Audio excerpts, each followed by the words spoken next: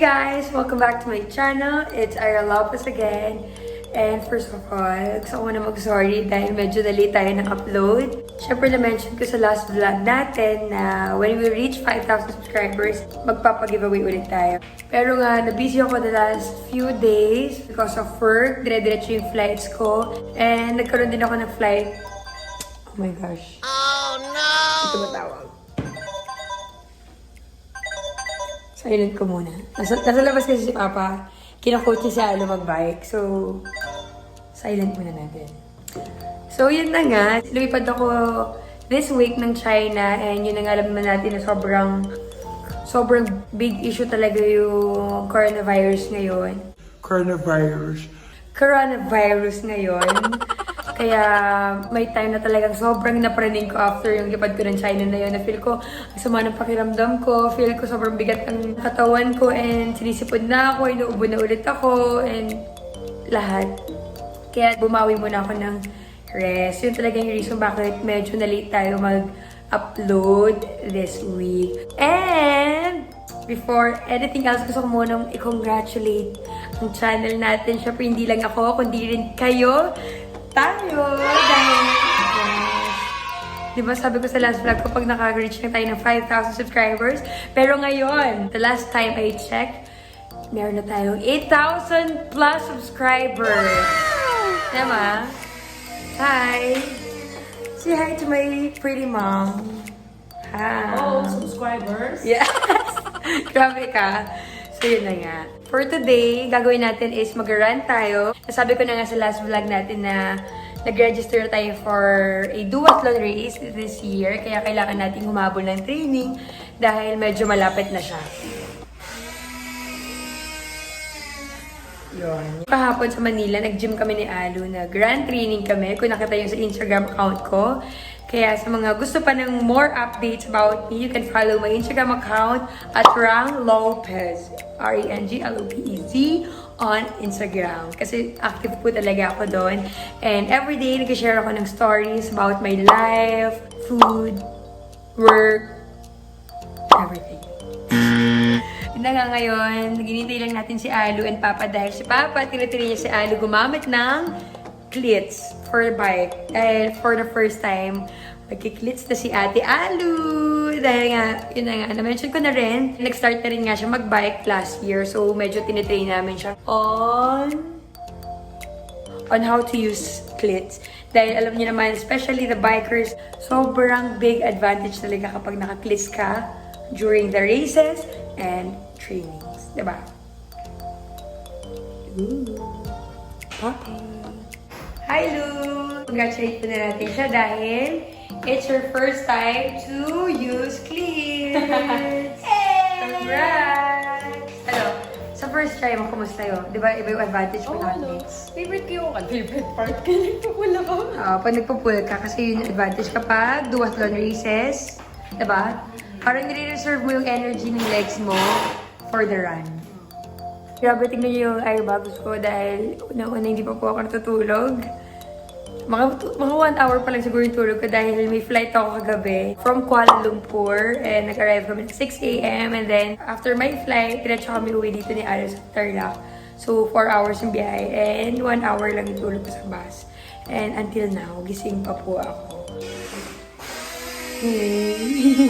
Ready na ba? For ano? Run. Run. Sabi ko na. Run, bike check, and giveaway for this vlog. So guys, on the way na kami ngayon sa Eternal Garden. Cemetery. Pinitsang ko. Wala ka na siya. Walang buntis na, di ba? Maglo-long distance pa lang yan sa duathlon, sa Mars. 664.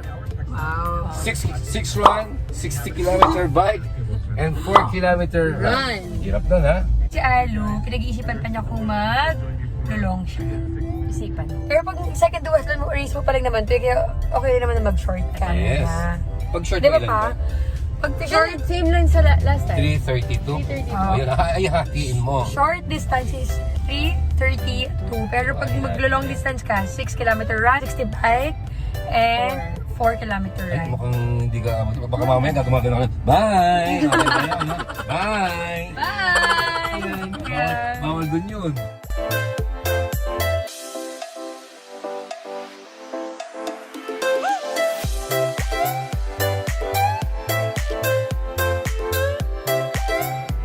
So guys, dito na nga tayo sa Eterna Memorial Park here in Tarlac City. Dito kami nag-run kapag meron kaming mga races or kailangan namin mag-training for run. So, ito siya. Nakita niyo naman sobrang okay talaga mag-run dito dahil napaka-peaceful ng lugar and napakaganda ng view. Ayun na siya, ayun na siya, ayun na siya, ayun na siya! So ngayon, gagawin muna natin is 30 minutes jog or normal pace or easy pace. I-warm up muna natin yung muscles natin bago tayo mag-stretching and before tayo mag-interval training.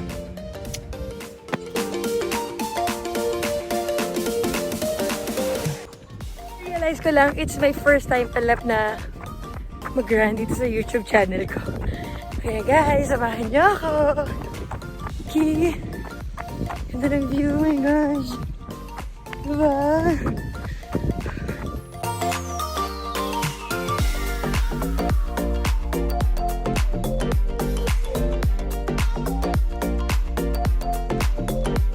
A few moments later. So, kakatapos lang namin mag 30 minutes jog pace na run. So, usually sa training, after namin mag-run ng 30 minutes, doon pala pumapasok yung stretching ng whole body. So, sa stretching, usually ginagawa namin, nag-start sa head, from head to toe. So, stretching tayo from head to toe. So, mga 10 seconds lang. O, left muna, left.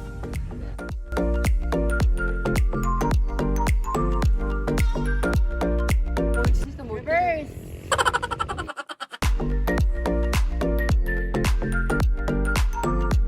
Guys, inform ko lang, hindi po kami professional or hindi kami trainers or coaches dito.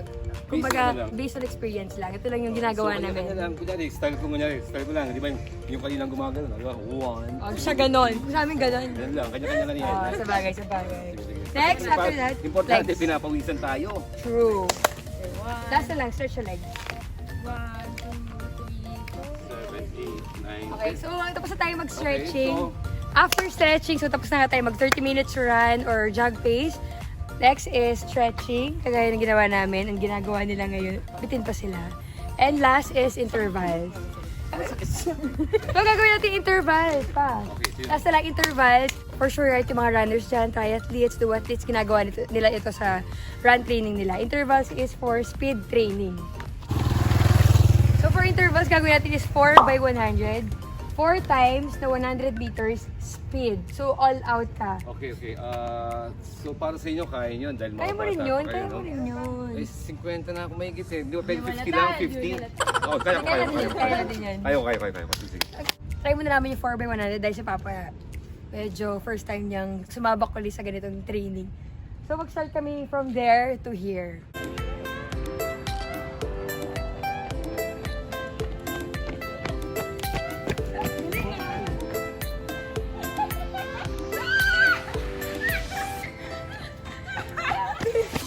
Nakatakot ka! Ikaw na talaga. Ikaw na talaga.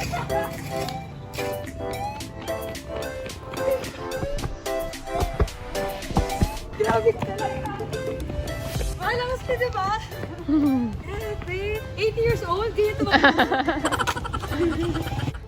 Papailan na yun. Pakapat na yung tapos na. Ay, 4 na.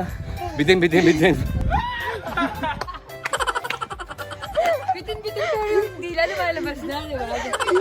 Grabe, namumutla na pero bitin pa daw. Pati yung dila. Ay, yung dila mo white na. Uy pa! Okay ka pa? Akala ko pa bitin ka pa.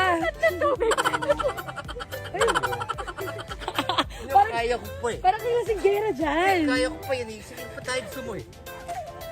Yung mga tubig natin, lo kinuha niya. Sige. Sabi niya kanina bitin pa. Yung sa'yo naubos ka na, ito na po siya. Ayan o, yan po siya. Ayan Yan po. na. So ngayon, picture natin ang ating very pretty mom. Ayan, meet my mom. And matagal na rin siya nagja-jog. Pag nagtitraining kami, lagi siya sumasama. Walk lang ako. Hindi naman, nagja-jog ka naman. Walk and jog. So ngayon, tignan mo siya. Parang siyang mag-a-attend ng prom. Oh, no!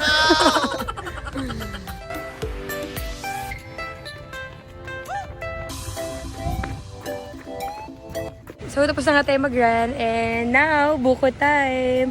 Ay nga, sumunod lang si Najel sa atin dito sa Eternal. And dito tayo nakasakay kanina. Kaya, let's go! So, nandito na tayo. Di ko talaga kaya Kano po ito? Di ko talaga kaya mag-vlog sa pag maraming tao. Ako po, dito. 10 pesos. Paano po yung maraming laman?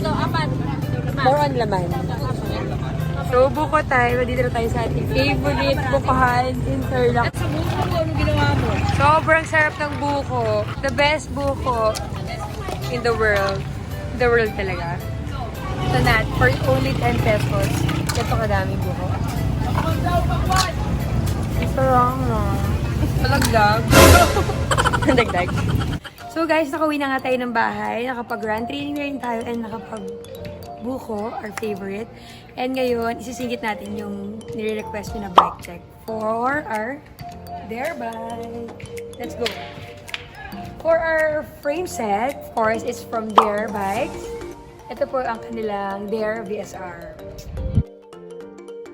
For our stem and handlebar or drag bar, of course, from Dare also.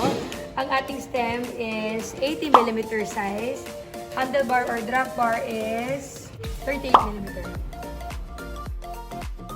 For our wheel set, it's the super thin full carbon 50 by 25mm wrapped with gator skin Continental tires. So nice. For our group set na nilagay natin sa ating Dare bike is the Fultegra R8000 50 by 34mm with 11 speed. Ang ating crank arm is 170mm with Dura Ace pedals.